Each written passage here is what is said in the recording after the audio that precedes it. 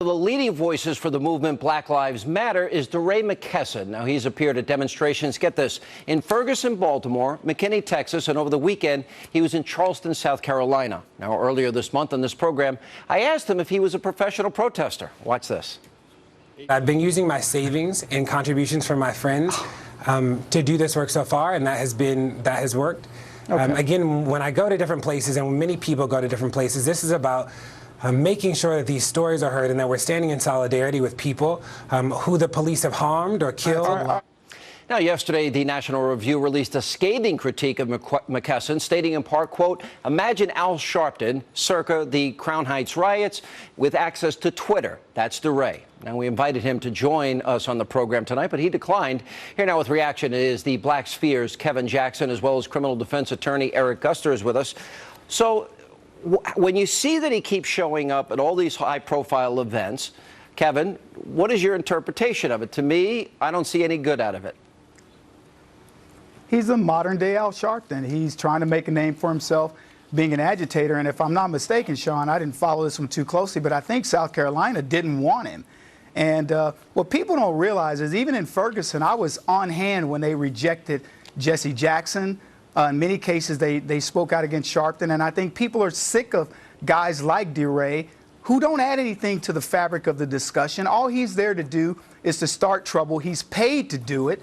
And it's very unfortunate. Yeah. And Eric, he told me he doesn't work. I guess this is his full-time job. I have a problem because then it looks like a community is acting a certain way. I think the untold story of Charleston is all of the family members that lost loved ones, they're out there saying in an extremely forgiving way that they forgive this guy even though he killed their relatives. That's an untold story in my view. That's a story that we've been discussing, but forgiving someone for killing your relative, that's a level of Christianity that I cannot fathom. You and me both. But DeRay is out doing civil rights work.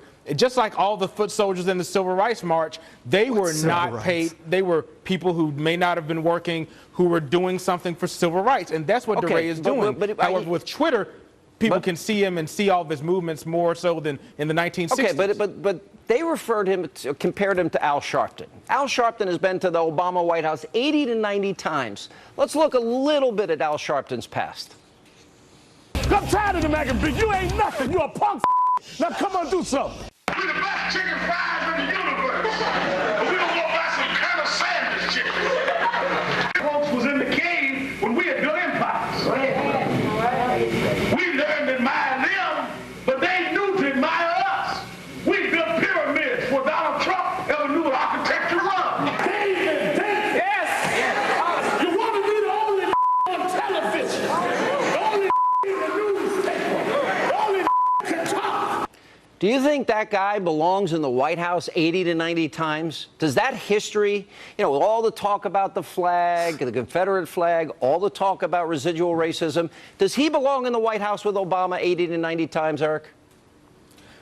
Well, Al Sharpton has done some good work in the past, and you're pulling out tapes from the fat Al Sharpton. That was, what, 15 years ago, Sean? The man has done some great work in civil rights movement. And by the way, a lot of people dislike him, he's done some good work. And if a Republican, Kevin, had uttered similar things using the N-word about New York City's first black mayor, I'm sure they'd be forgiven as well, right?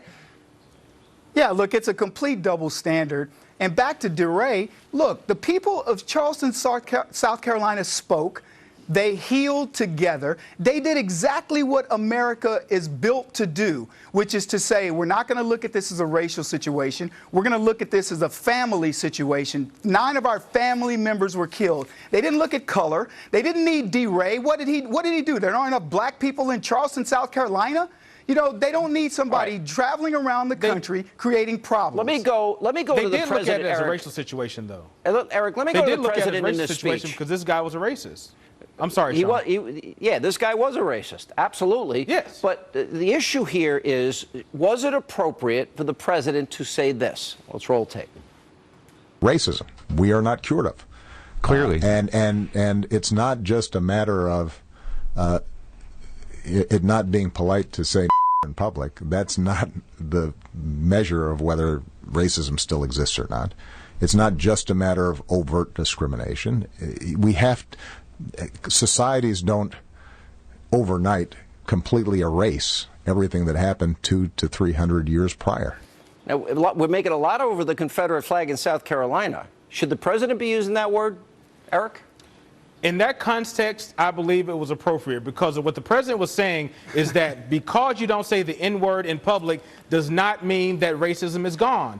And back to what Kevin was saying, the word agitator, it bothers me because Martin Luther King was called an agitator because he was bringing awareness. You're not comparing DeRay to Martin Luther King, are you? MLK, all right. No, I'm talking about the word agitator. DeRay is a civil rights protester, just like the foot soldiers. But you're not comparing him to Martin Luther King. I want to be clear. Yes, he is. I am yes, comparing him to the civil rights foot soldiers, and using the word agitator. It's one of those words that civil rights protesters, including Martin Luther King, were called. That's what I'm discussing. Kevin? Well, anyway, look, I want to stay on point.